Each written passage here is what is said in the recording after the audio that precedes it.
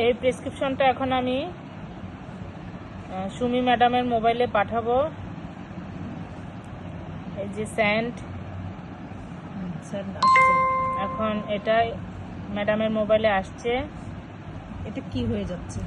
আমি যতবার আমি পাঠিয়েছি প্রেসক্রিপশন, বাট সুমি ম্যাডামের মোবাইলে প্রেসক্রিপশনটা কেন ঘড়ি হয়ে যায় বলেন তো আপনারা সবাই? কেন?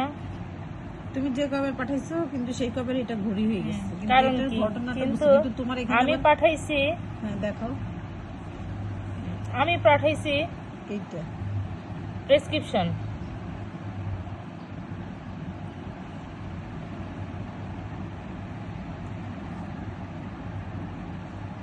তুমি যতবার পাঠাইছো ততবার আমার এখানে এটা ঘড়ি হয়ে গেছে।